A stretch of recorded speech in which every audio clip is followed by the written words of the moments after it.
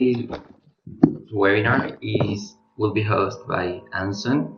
He's from MIT, and he will talk about Conveyal accessibility tool. So since Anson is ready, we I would like you to introduce Anson and Diego, who is from WRI, and I think you guys would like to talk about the WRI Center.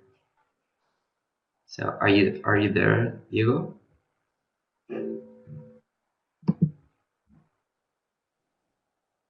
Hello, Nicolas. Hello. Hello, Diego. Yes, I can hear you, but you can't hear me. Yeah, I can. Oh, you can? Okay, thanks. So first of all, I'd like to thank the PRT Center of Excellence, who we're $I. It's a partner institution. We are want to thank them for lending us this platform where we're making possible the widespread the showcasing the accessibility analysis that Conveyal has developed in partnership with $I and the World Bank. This goes back a couple of years, and I'm gonna pass the word briefly to Anson, who will be showcasing what they've done, the new things in accessibility, the tool, the new functionalities. And this is a tool that we've been working with for a couple, 2 years, and mainly in developing countries, putting forward new type of analysis, which is it's been a little bit more difficult in the past because of many reasons, computing power, data. But now with this new cloud computing and different resources, we've been able to really put forward new analysis. So I'll pass the word real quick to Anson, who will introduce us to the work they've been doing now. Thanks a lot, Diego. I'm going to go ahead and start sharing my screen. And if other people would mute their microphones just so we don't get feedback.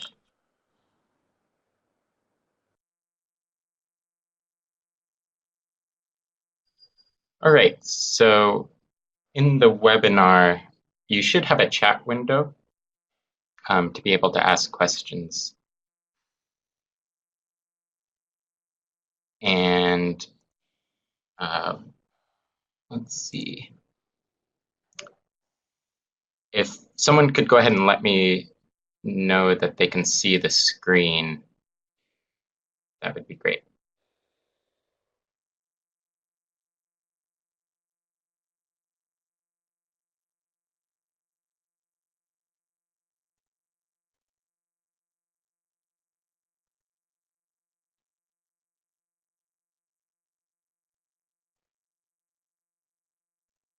Great. So I'm going to talk this morning a little bit about Conveyal analysis, which is a tool we have to do sketch planning for public transport. I want to thank the BRT Center for being able to host this webinar, and also to WRI for their continued engagement with this tool, and for co-hosting this webinar with us. We're really excited to be working with WRI. As Diego mentioned, accessibility indicators have been kind of recommended in urban policy for quite some time. And one obstacle has been the computation power. So I know people can see my screen. If someone would also let me know that the audio is working okay. I think some people may be having a slight echo.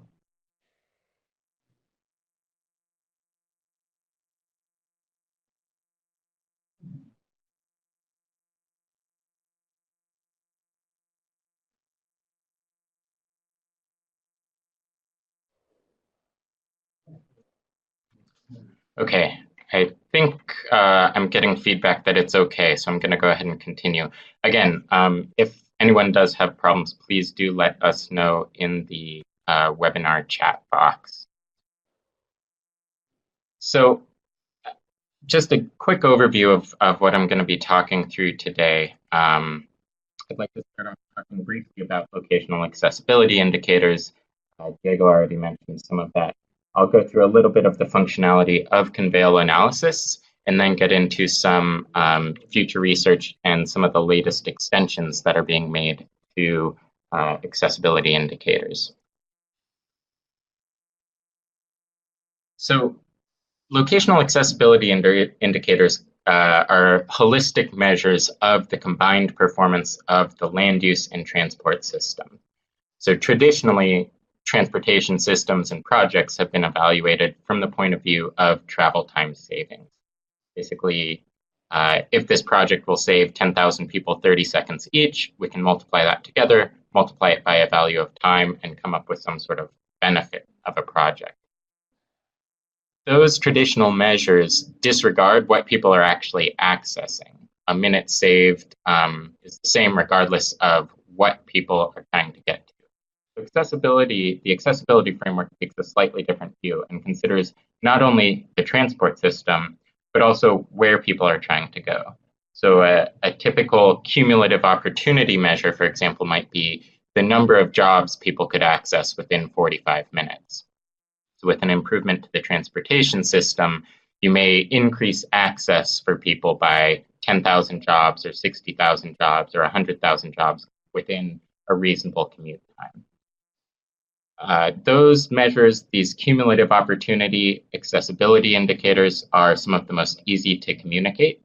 There are other more refined measures that take into account, for example, the fact that an opportunity farther away may be less valuable than an opportunity that's close by. So there can be weighting kind of in traditionally that's been done through gravity functions or other functions that take into account farther destinations are less. There's been a lot of research arguing that accessibility indicators can foster more sustainable outcomes. They can favor kind of denser urban environments rather than simply free flow speeds on highways. But many of these indicators, despite decades of academic research, have not been implemented in practice. There have been some recent papers kind of trying to explain why that might be. But part of it, like Diego has mentioned, has been computational costs, that it's relatively straightforward to run a model and come up with time savings, but then multiplying that or superimposing that on a large regional land use data set can be computationally intensive. A couple other things to mention about accessibility indicators. First, they're kind of growing in terms of policy relevance. The World Bank, I know, has been one example of groups trying to push forward an accessibility agenda. In California, some recent legislation has changed thresholds of environmental review away from typical level of service traffic indicators and delay indicators toward more accessibility-focused indicators. And there's kind of increasing recognition that these indicators are better for forming urban policy and for guiding decision-making around urban transport projects. I'd also like to share a couple of great tools that have come out just in the last couple of years in terms of online communication.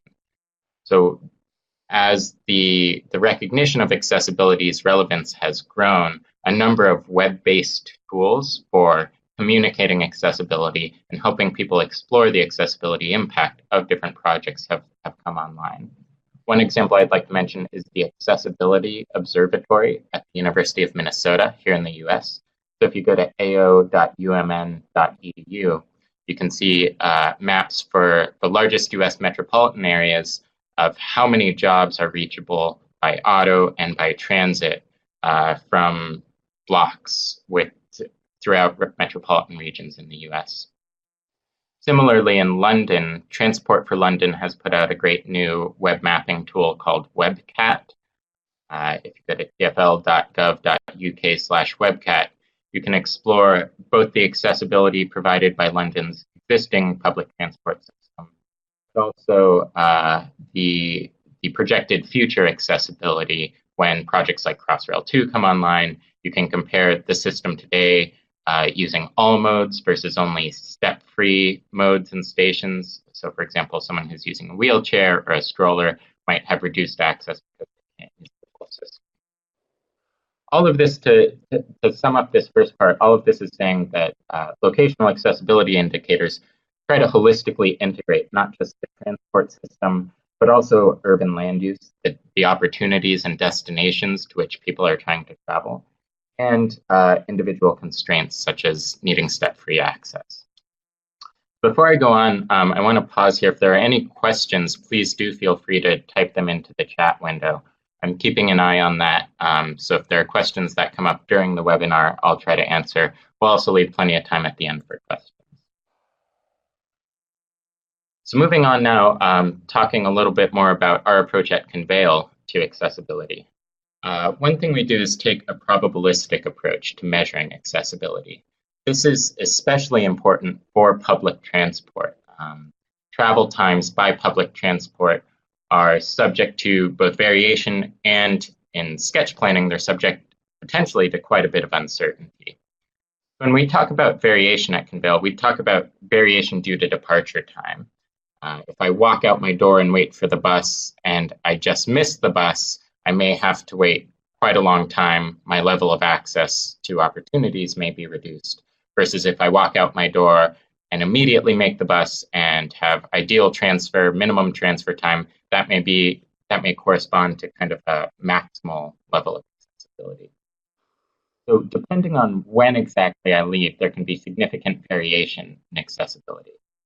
When doing sketch planning of future scenarios, oftentimes scenarios are only represented in terms of rough frequency-based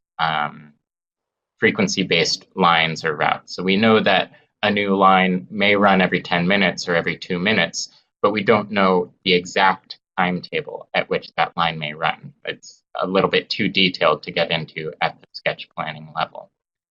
Depending on timed transfers, phasing, this could lead to variation or uncertainty in accessibility. For example, if there are many routes sharing one corridor, if those routes happen to be evenly spaced so that passengers experience lower wait times, specific timetables could lead to higher levels of accessibility. Whereas if those timetables are not well phased, people may need to wait multiple trips. Buses may be bunched, for example, and so that could lead to lower levels of accessibility. To account for this, we actually calculate complete journey travel times for every possible departure minute over a specified window. So the example on the right here is looking at, from this origin location, the travel time between, the median travel time between 5 p.m. and 6 p.m. in Greater London. So this bar is showing the travel time cutoff increasing from 15 minutes up to an hour and 15 minutes. And on the right, you can see blue isochrones extending out as that travel time cutoff increases. So within 30 minutes, you can get to most of central London. Within an hour and 15 minutes, you're getting out into many of the suburbs on, for example, National Rail Service. As I mentioned, this is a complete journey travel time, so it's taking into account walking to an origin station from this exact origin, any waiting time, in-vehicle travel time, transfer time, and egress time to get to any of these destinations. This is being calculated on a 200-meter, approximately square grid. So this can take into account, this helps address the modifiable aerial unit problem. Basically, we're using a regular raster grid. This lets us be a little bit more precise than typical traffic analysis zones, maybe much larger, and which may kind of obscure important walking or biking access and egress legs from transit. As I mentioned, this is calculating travel times at every minute from 5 p.m. to 6 p.m. And what you're seeing in this cumulative distribution on the left of the figure is an envelope around the median travel time within that window. So the lower edge here, the lower edge of this envelope, is the minimal accessibility, or kind of the basically the lowest level of access if I were to leave between 5 and 6 p.m. So say if I walk out the door at 5:20, I've just missed buses and trains and will need to wait the maximum amount of time. This bottom would, for example, at 45 minutes, I would only be able to get to 2 million jobs. The top of the envelope corresponds to the accessibility with the best travel time. So if I am able to choose my departure time and leave at exactly the right time, then within that same 45 minutes, I would have access to maybe 3 million jobs. I mentioned the modifiable aerial unit problem. I see a question here.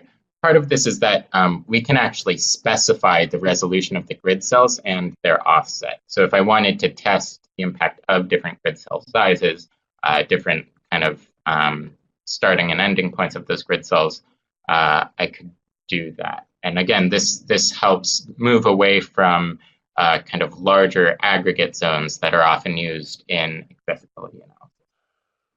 The last thing I'll say here is that to take into account the fact that explicit timetables may not be specified, for frequency-based lines, we actually run a Monte Carlo simulation to try out different potential timetables that would meet frequency requirements. And I can say more about that at the end if there are more detailed questions. So a little bit more about kind of the computational setup we're using here.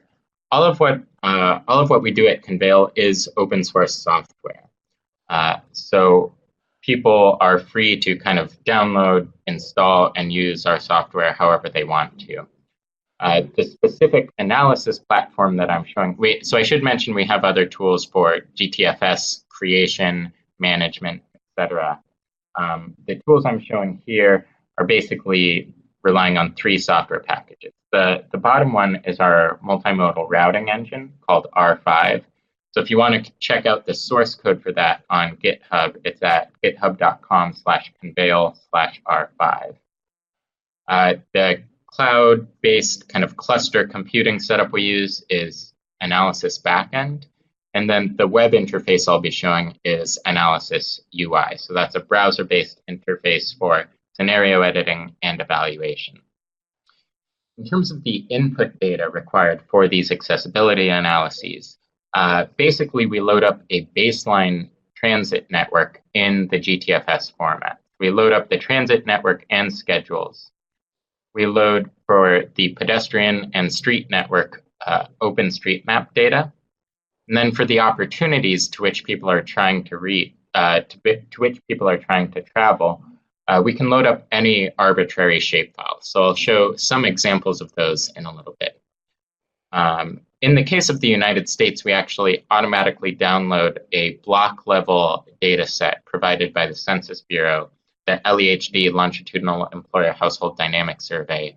And that gives us block level data on residents, workers and employment. In terms of what's actually happening with the computation, in the browser-based interface, we are sending modifications on to the transit network. So for example, we may load in a baseline GTFS network, but then need to remove some trips, change the frequency of some trips, add some trips, reroute some trips. All of those can be specified in the front-end interface, and they're then sent as modifications to the server.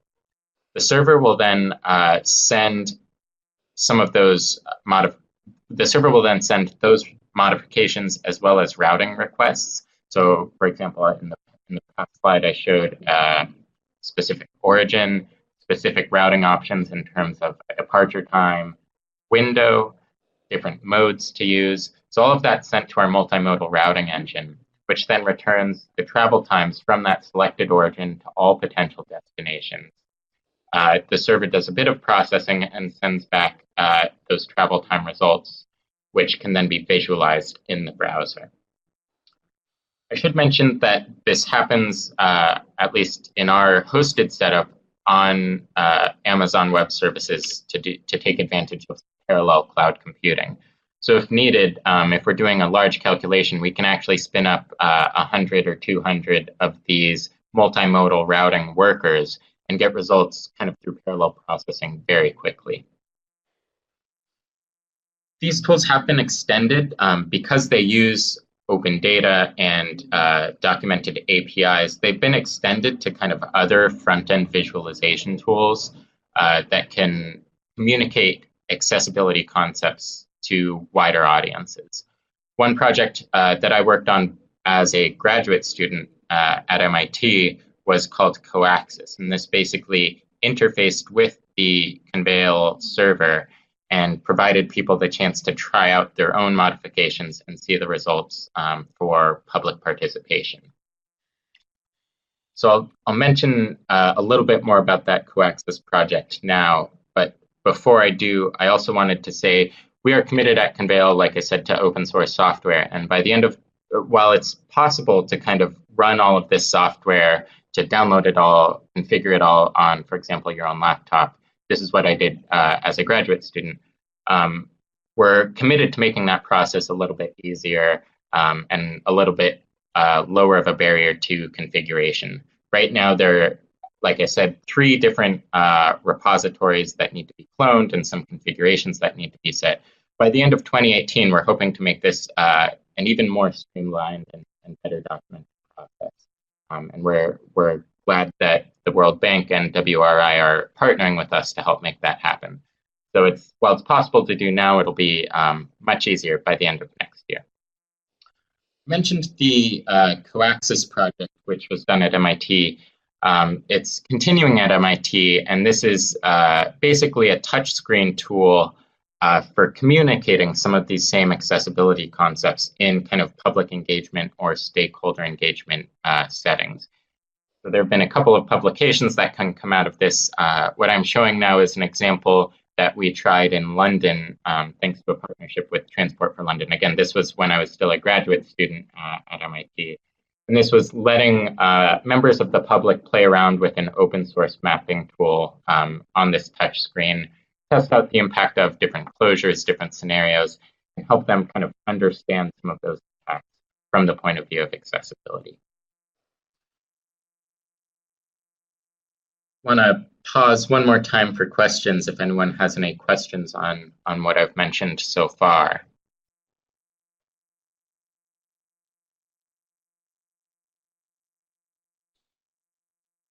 All right, so looks like we have one question coming in. I'll go ahead and let this video finish up.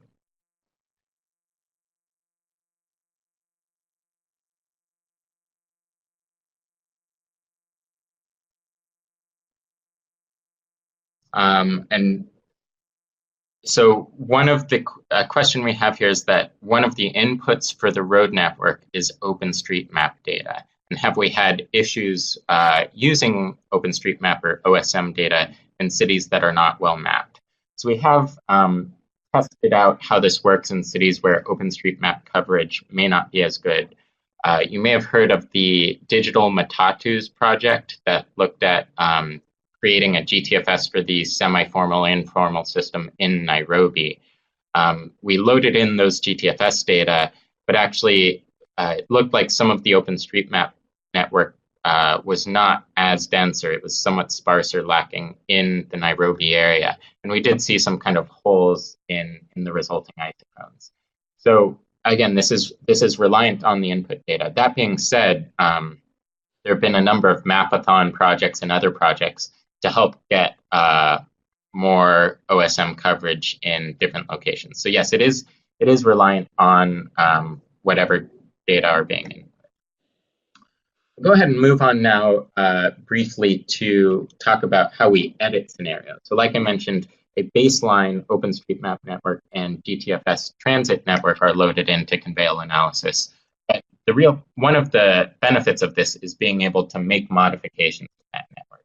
So here I'm showing an example in Los Angeles of the Orange Line bus rapid transit corridor. And there's been a proposal to add some overpasses to this BRT corridor to reduce grade separation issue, or to help lead to grade separation and increase speeds.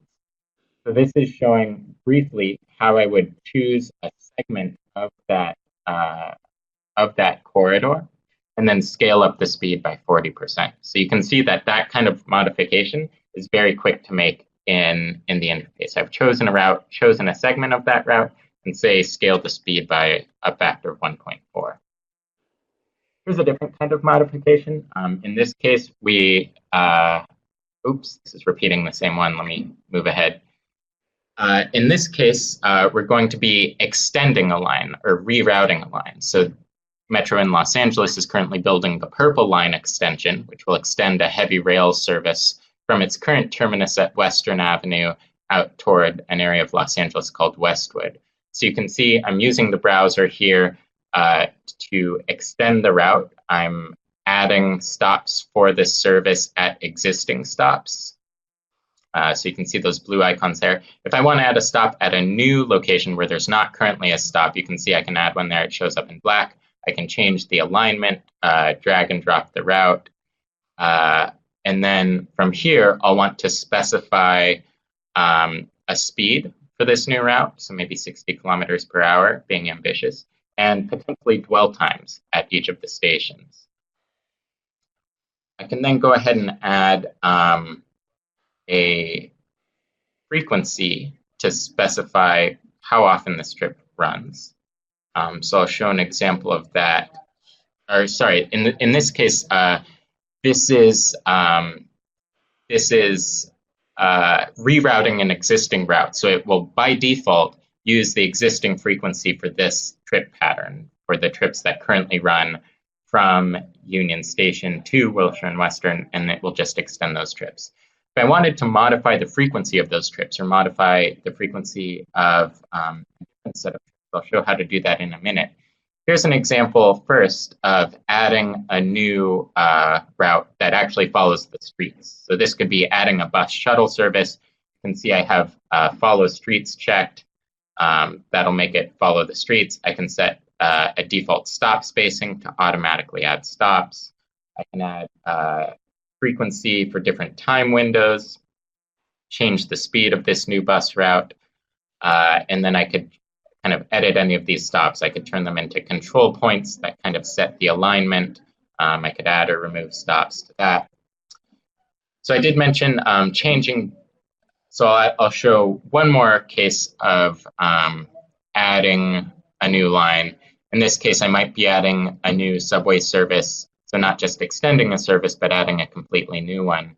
And in this case, let's be super ambitious and say that under the Sepulveda Pass here, this new rail line will actually run maybe up to 80 kilometers per hour. So I could kind of go back, set my stations, set up the alignment. And then once I have this set, I can add, like I said, a weekday timetable, a weekend timetable, maybe run every 4 minutes during the weekdays, and maybe only every 6 or 8 minutes during the weekends. But like I said, I can actually modify the speeds of different segments. So if I want to, in this case, run much more quickly through the tunnel where there are no stops, I could edit just that segment. And then, like I said, go back, change different timetables. So there are lots of very detailed, specific modifications I can make. Adding new services, removing services, adding stops, removing stops. The last example I'll show here is, like I mentioned earlier, adjusting the frequency of an existing service. Oh, I guess that one didn't make it in here. But yeah, that would be kind of selecting a service and saying, okay, how frequently do I want this to run in different timetables? So that's all kind of editing scenarios. Now I want to talk briefly about kind of getting a feedback loop, about evaluating those scenarios. So one of the things we've observed in how people use scenario planning tools is that there's often kind of a barrier to usage. The turnaround time can be a little bit long between actually formulating and editing scenarios and then seeing their impacts. One of our goals with Conveyal analysis is to really reduce that turnaround time so that there can be rapid generation, exploration, evaluation of scenarios. And then that turns into an iterative process to kind of test out different options.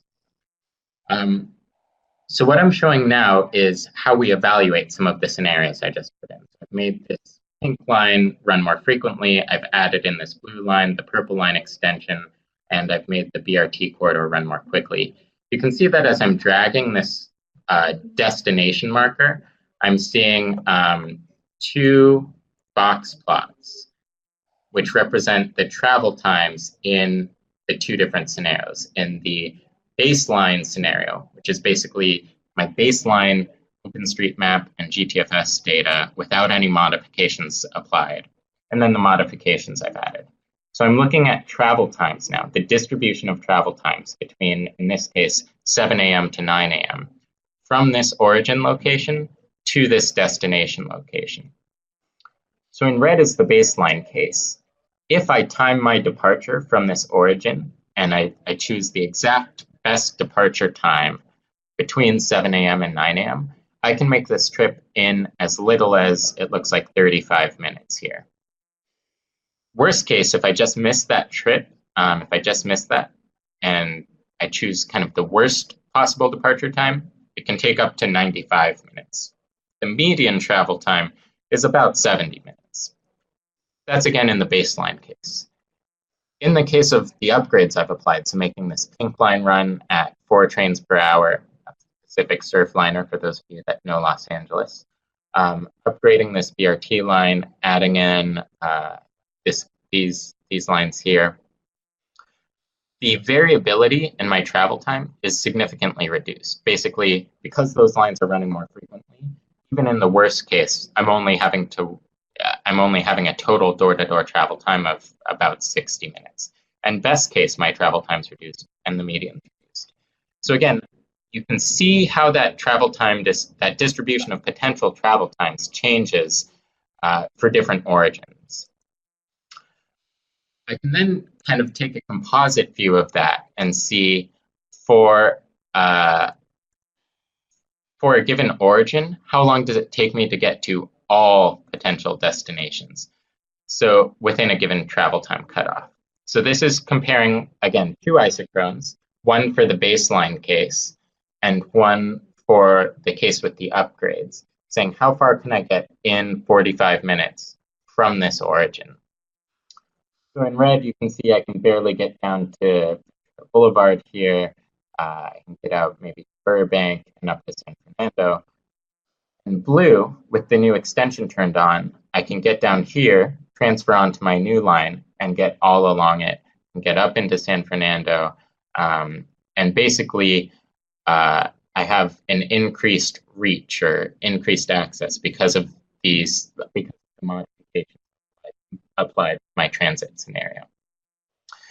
Each of these dots represents a cluster of jobs. Like I mentioned, for the case of the United States, we automatically download block level employment data. So you can see there are job clusters throughout the region here. And this cumulative plot is showing the number of those jobs I can reach within any travel time cutoff. So from this specific origin, within 30 minutes in the baseline case, I could access this number of jobs, and again, there's variation around that.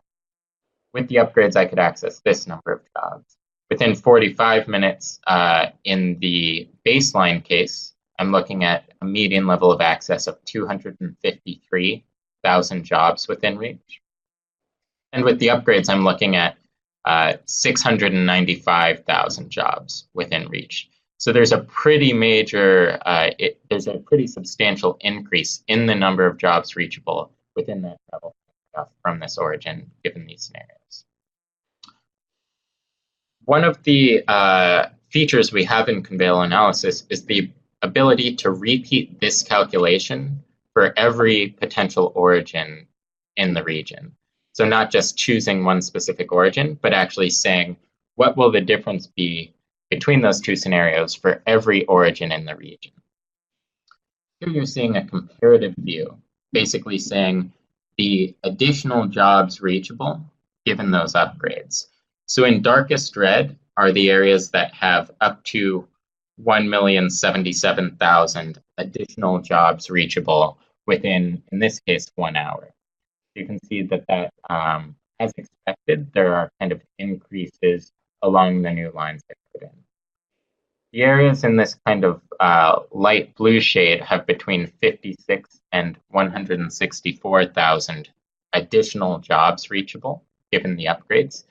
And surprisingly, there are actually areas that aren't proximate to my new upgrades, but that see an increase in the number of jobs reachable because of network.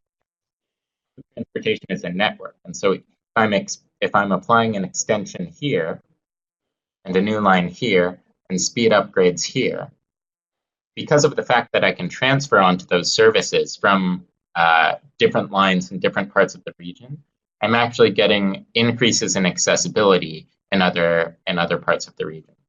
This could be one of the key sets of insights available through a tool like Conveyal analysis, being able to see where in the network changes may happen, even though the actual construction and the actual upgrades are taking place in different parts of the network. So before I move on, there was a question on the previous section. Is there a way to upload user input road network data? The answer is yes. We do offer the option to upload your basically custom OpenStreetMap data.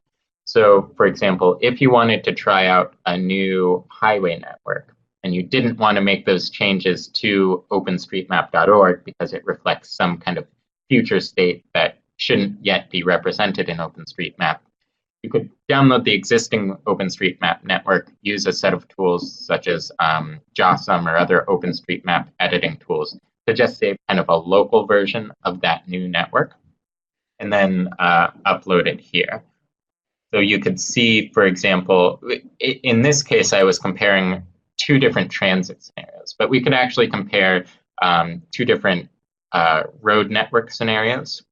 We could also keep the transportation network the same and upload two different shapefiles. We could try out different land use scenarios. So say, for example, let's keep the transit network the same, but have one set of destinations representing jobs today, and one set of destinations representing the distribution of jobs that we forecast 10 years from now, and see how people's access to jobs may increase given changes in land use. So I've talked mostly about editing transport scenarios, but this same tool and the same framework can be used to test out different land use scenarios as well. So I mentioned loading up different shapefiles. Now I'm showing an example in Mexico City. This is the number of jobs reachable from this example origin in Mexico City. You can see here I'm doing a comparison between the baseline, which only includes the formal GTFS, the GTFS network for the formal network, and then a series of modifications that I've loaded in from a shapefile representing the alignments of informal transport service. So I can upload data as GTFS, as I mentioned, but also if I don't have a well-specified GTFS, I can upload just a shapefile representing the alignments of different service and add in assumptions about that. With just the formal network, you can look at 2,036,000 jobs within reach. Adding in the formal network, that expands it to 2,043,000 jobs. So that's looking at access to jobs. From this same location, I could also look at access to potential workers or access to population. So I've changed the destination I'm looking at. Instead of dots representing jobs, now the black dots showing up on this map are representing population clusters. So you can see kind of the population density within the region. Then another example, if we have land use on healthcare centers, for example, this is looking at the number of health centers within reach. So you can see dots here representing the locations of health centers. And from this location, maybe the 75-minute stop is too high. Maybe I want to know access within 30 minutes. And you can say maybe about 25 jobs would be 25 health centers would be within reach in a 30-minute cutoff. Just to review, land use data or opportunity data sets can be uploaded as aerial shapefiles, as polygons. They can also be uploaded as point shapefiles, point layers. So that's a little bit about how to evaluate different scenarios. I would like to leave plenty of time for questions, so I'm going to go through the final two sections fairly quickly. These are representing, these are getting a little bit more into some future research, some extensions we're building into Conveyal analysis. The first is looking at different employment. So here's an example analysis we did in London. And you can see the darkest blue shades here represent areas. Now we're looking at firms' access to employees. You can see that the darkest areas have access to upwards of 1.8 million employees in Greater London. But it's important to consider how the distribution of access might vary between different locations. So here we've just limited our analysis to the formal boundaries of the Greater London Authority. And now this histogram is showing the distribution of access to workers. So you can see that there are some employment locations that have access to a relatively low number of workers. For example, this peak here is around 200,000 workers within reach. And there are about 600,000 firms kind of within this, or 600,000 jobs that have that level of access to potential workers. There's also a second peak that happens here at a level of access of about 1.5 or 1.6 million workers within reach. So you can see here kind of the bimodal distribution of access. There are firms in central London that have a very high level of access, and then there are firms in outlying areas that have a lower level of access to workers. The median level of access to workers within Greater London is having 712,753 workers within a 45-minute commute. But that median, as you can see, falls kind of in the middle of this distribution, and reporting only the median level of access might obscure the fact that you actually have a pretty important bimodal distribution here. That bimodal distribution can actually be decomposed by different industry types. So if we break down accessibility to workforce by firm type, you can see that manufacturing firms, for example, would tend to follow that left peak distribution. And finance firms, which tend to be more centrally located, would follow kind of the part of the distribution that peaks on the right. This is all to say that having the ability to rapidly test different land uses and different transport scenarios lets you understand kind of the breakdown of access or accessibility in a metropolitan region. I'm going to go ahead and skip this slide, but it basically looks at matching between worker type and job type, and says that for some industries, the joint firm and residential location confers an accessibility advantage. So IT workers and finance workers in London tend to be well located, and their jobs tend to be well located, whereas other types of industries don't experience that advantage. The last thing I'll mention is kind of extensions to look at reliability in terms of transit operations. Everything I've shown so far assumes that public transport operates as it's scheduled. And depending on the system, that can be a pretty strong assumption. There have been a number of recent papers looking at how to incorporate unreliability in actual operations into accessibility indicators. So accessibility-based indicators of reliability. For the case of the road network, a recent paper at the University of Minnesota looked at kind of these rings of unreliability in the Minneapolis-St. Paul region. So if you look at basically the median speeds on the roadway network, calculate accessibility that way, and then compare that to accessibility calculated using 10th percentile speeds, you could see a difference in the level of accessibility. And that difference would represent kind of the cost of congestion, in a sense. You could do the same thing looking at the difference between the 10th and the 90th percentile speeds.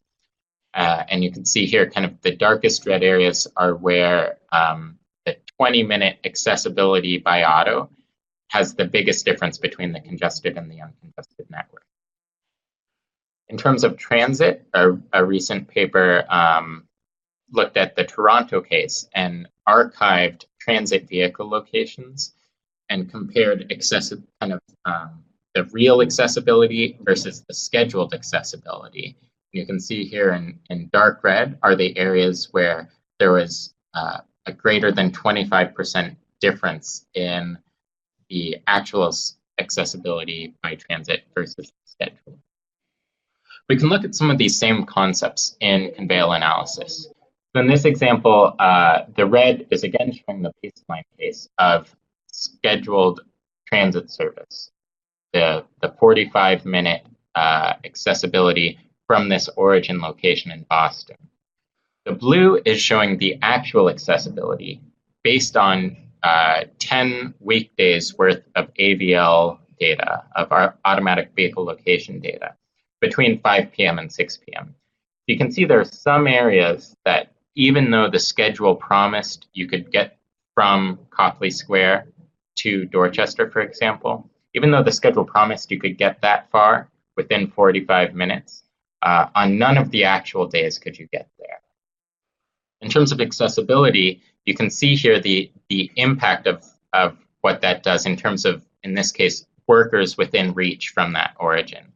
So the promised level of access is about 400,000 workers within reach, but there's significant variation around that. And you can see that with this box plot, that the median is generally much lower than the scheduled level of access. And on one particularly bad day, even choosing your best possible departure time in that window would give you worse than the worst case, or even choosing the best possible departure would give you worse accessibility than the median or even the best case or worst case for the scheduled network.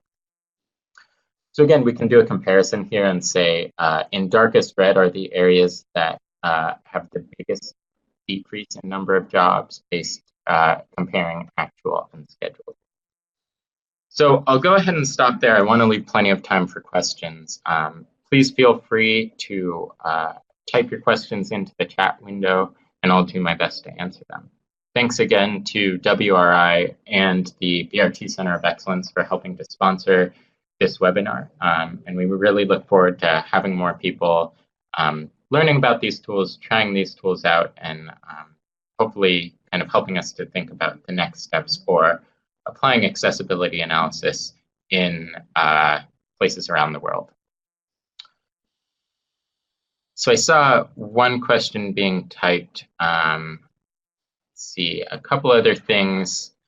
So do you consider the competition for jobs in accessibility? For example, increasing accessibility in general can be bad for some workers now that more workers can compete for a position. This is a really good question. There are a number of papers over the last few decades that have looked at competition-adjusted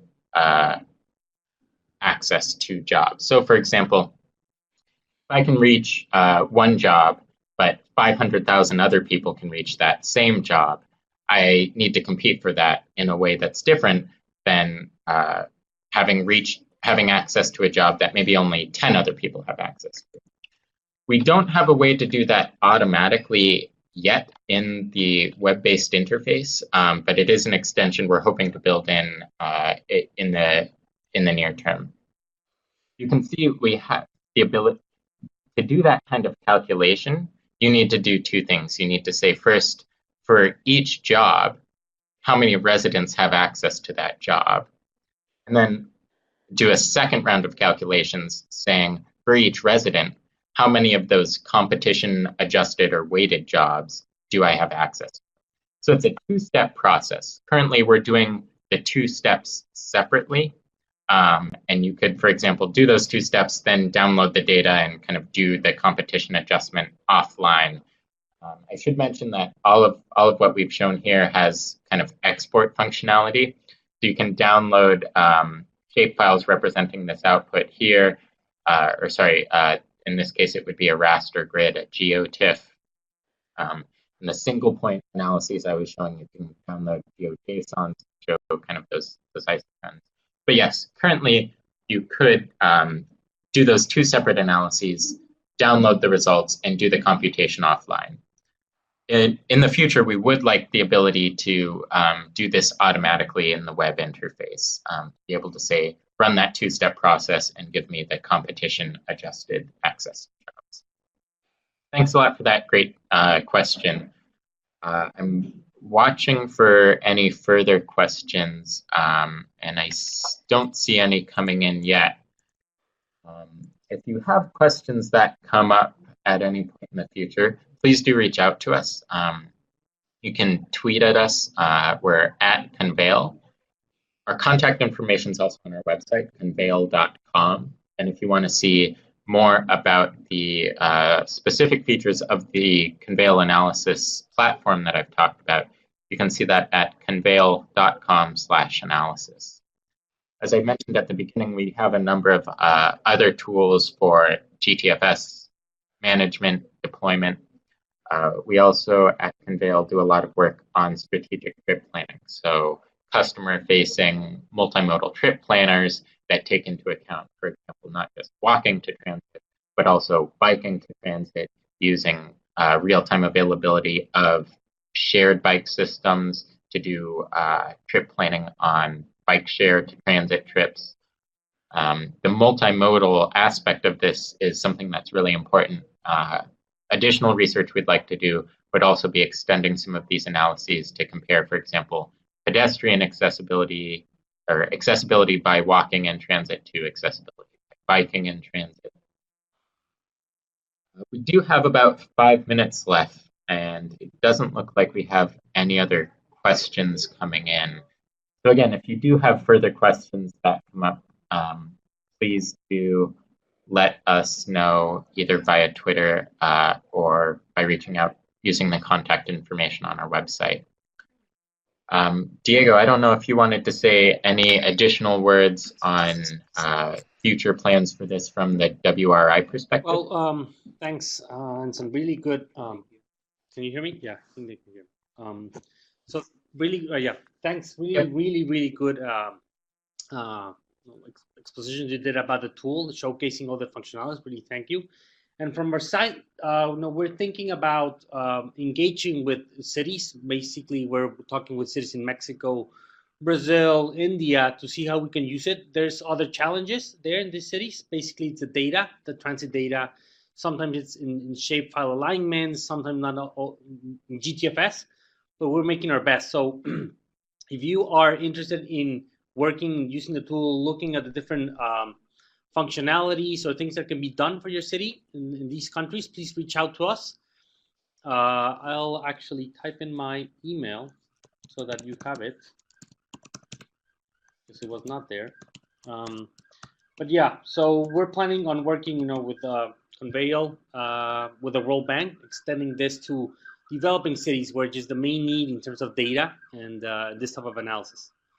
So thanks, everybody. I think if we have no further questions, there's a question about safety. Lua. Go ahead and answer that. Does it consider safety and accessibility? We have developed a few other tools that look at level of traffic stress for bicycling, for example. So you could say, what's the level of access using only protected bike infrastructure versus what's the level of access using, all roadways if someone's willing to put up with unsafe bicycling conditions. We are looking in a couple other projects at adding in some pedestrian safety limits. So there would be a way to consider safety and accessibility. I think that the question was, does it consider safety and accessibility? If that didn't answer the question, let me know. I should also mention that at Conveyal, we do offer consulting services using this tool. An example that we like to talk about is we actually run analyses like this at the level of the entire Netherlands. So There was a project looking at a new rail tunnel between Amsterdam and Schiphol Airport. We actually programmed in a lot of different scenarios looking at that, looking at kind of the entire Dutch transport network. And we're able to actually affect some decision making, saying, okay, extending local service versus express service, given this new infrastructure, could actually give us different impacts in terms of accessibility. So this tool is being used in places around the world to help inform decision making around transport.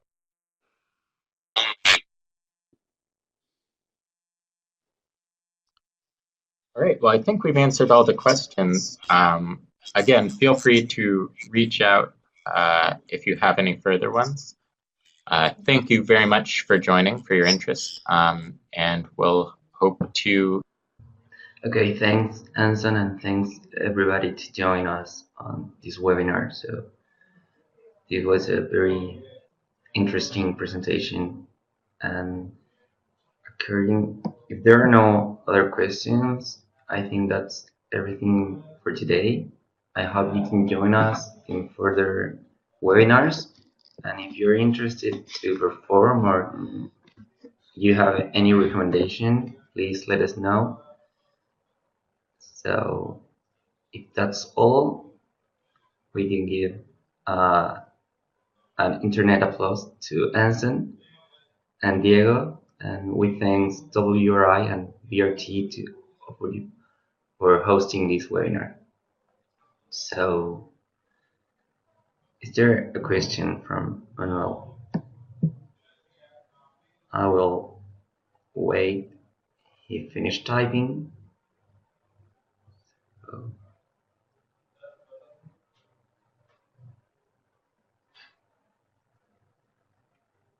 okay, he's thanking Anson.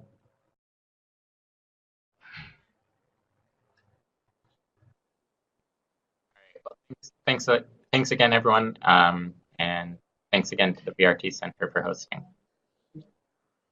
Okay, guys, I hope you have a great week.